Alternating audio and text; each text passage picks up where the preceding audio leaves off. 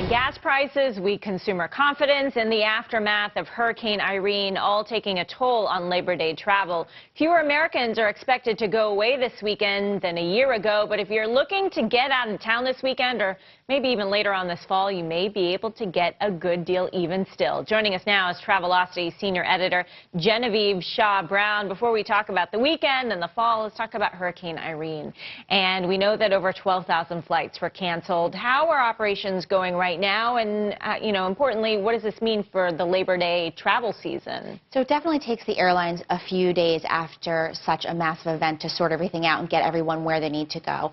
By this point, nearly everyone is back on track with a few exceptions. And by the weekend, it will not be a problem. So if you have a flight this weekend, don't worry about it. It's not going to be delayed as a result of what happened last weekend. Just now a few days before the Labor Day weekend, and many people out there procrastinating because they've had larger issues on their plate to deal with. Maybe they're thinking about getting out of town. Is it too late? It's definitely not too late. In fact, I just did an analysis of pricing on airfare and hotel rooms over the Labor Day weekend, and it actually turns out that prices have fallen over the last 4 weeks. Now, that is unusual. Typically, prices on hotel rooms, prices on flights go up as a holiday weekend comes near. But this year they've gone down. AAA has predicted fewer Labor Day travelers this weekend, and pricing reflects that. So what does that mean for the rest of us?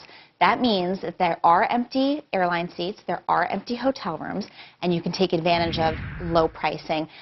Honestly, at this late date, I might consider skipping the airfare altogether and just drive straight to the hotel.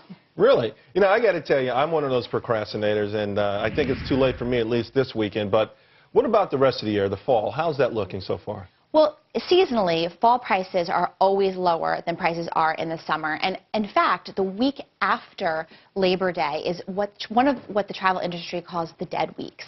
It's one of the least traveled weeks of the year. So what does that mean? Again, very low pricing. So if you have the flexibility, that's a great time to get away. But in general, prices during the fall are quite low, with the exception of Thanksgiving, which is quite high. So between now and Thanksgiving, I better make some kind of plan. Yeah, you better take a trip. And save some money. Yeah, take a trip, Charles. There's no reason not to now. Okay. Thank you very much, Genevieve Shaw-Brown. Thanks for this tip.